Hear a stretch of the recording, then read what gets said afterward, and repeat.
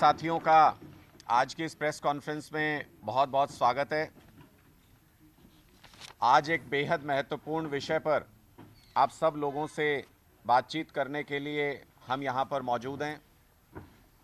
मेरे साथ महिला प्रदेश उपाध्यक्ष राज कौर गिल जी और उप्पल जी मेरे साथ मौजूद हैं, जो जिला अध्यक्ष हैं हमारे पंचकुला के।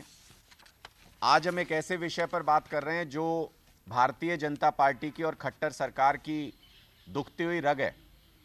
कल मैंने एक प्रेस कॉन्फ्रेंस में जब जॉब्स को लेके, नौकरियों को लेके कुछ सवाल पूछे तो भारतीय जनता पार्टी ने पेड ट्रोल्स की एक पूरी टीम सोशल मीडिया पर उतार दी, हम लोगों के खिलाफ एक नैरेटिव बनाने के लिए कि शायद नौकरियों के बारे में जो हम सवाल पूछ रहे हैं वो सही नहीं है।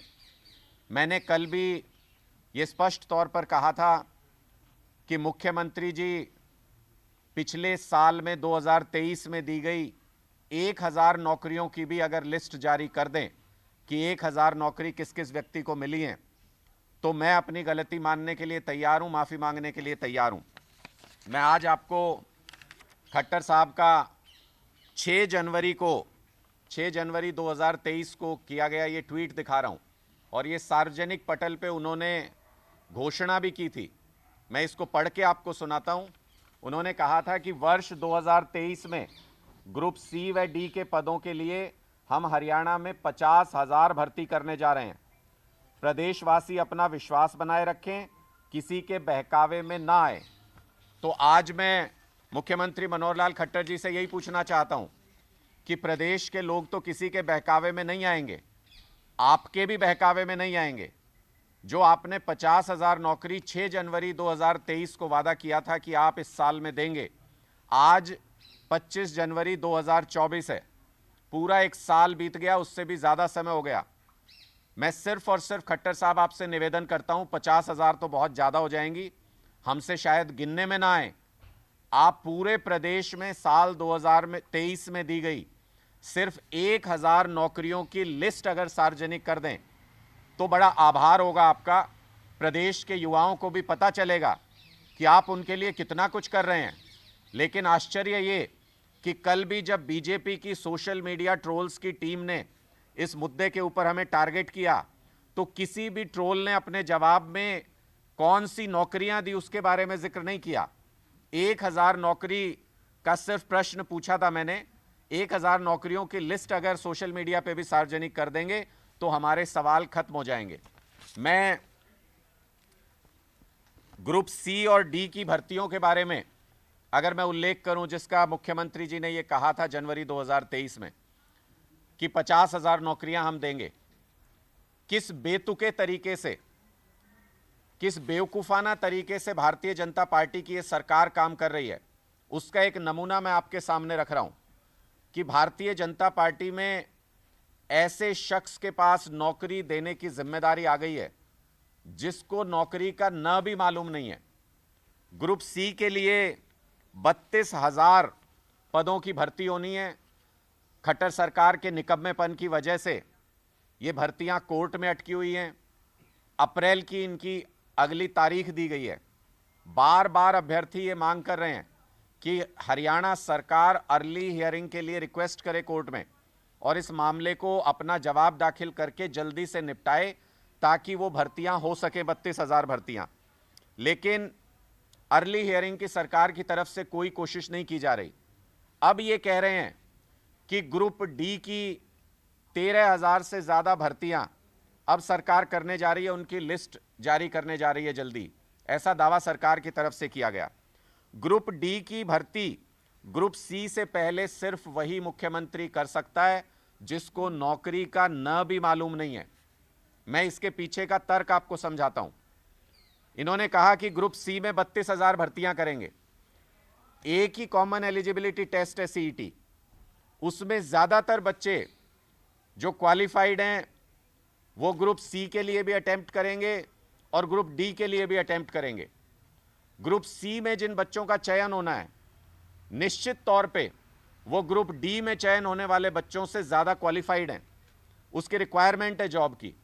अब आप खुद देखिए कितना हास्यास्पद है कि 13,000 नौकरियां कह रहे हैं ग्रुप डी की निकालेंगे।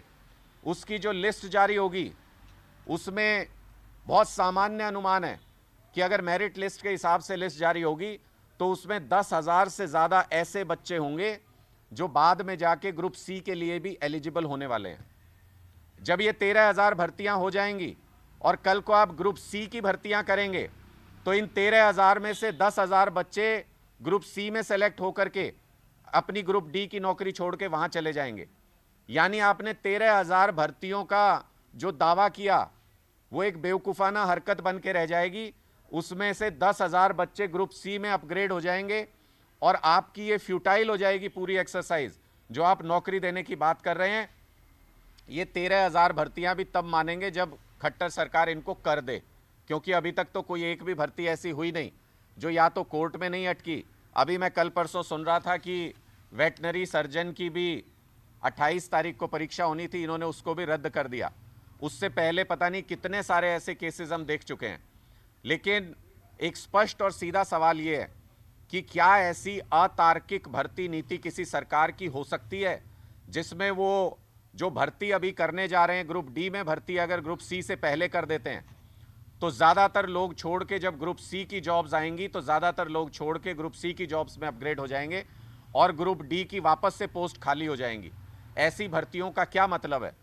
और दूसरा और बेहद स्पष्ट सवाल, अगर खट्टर साहब आपको ये लगता है कि युवाओं के जॉब्स के बारे में आप प्रदेश को गुमराह कर सकते हैं तो ये आपकी गलतफहमी है।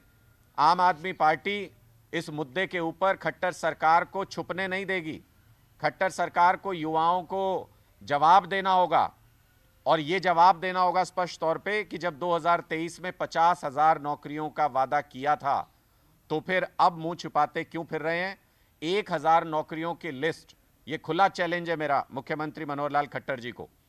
पूरे प्रदेश के अंदर 2023 के साल में सिर्फ 1,000 भर्तियों की लिस्ट जारी कर दें, मैं सार्वजनिक पटल पे माफी मांगने के लिए तैयार हूं। लेकिन अगर वो 1,000 भर्तियों की लिस्ट भी जारी नहीं कर सकते हैं तो झूठ बोलने के लिए, गुमराह करने के लिए और हरियाणा प्रदेश के युवाओं को बरगलाने के लिए, उनका भविष्य बर्बाद करने के लिए मुख्यमंत्री मनोहर लाल खट्टर जी को सार्वजनिक पटल पे माफी मांगनी चाहिए प्रदेश के युवाओं से। ये आज हम यहां पर प्रश्न रखना चाहते हैं सरकार के सामने। आपके कोई प्रश्न है तो आप पूछ सकते हैं। कांग्रेस के साथ हरियाणा में कैसा चल रहा है आपका?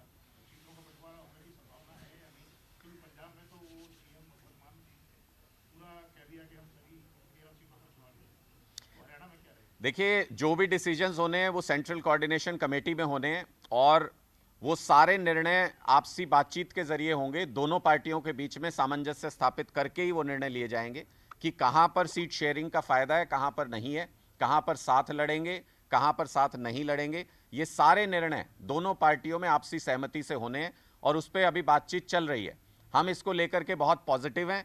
हरियाणा को लेकर के, गोवा को लेकर के, दिल्ली को लेकर के, गुजरात को लेकर के हम बहुत पॉजिटिव हैं। 2 दौर की हमारी बातचीत हुई है और हमें उम्मीद है कि एक ऐसा गठबंधन हरियाणा के अंदर भी बन सकेगा जो भारतीय जनता पार्टी को 10 सीटों के ऊपर हरा सके।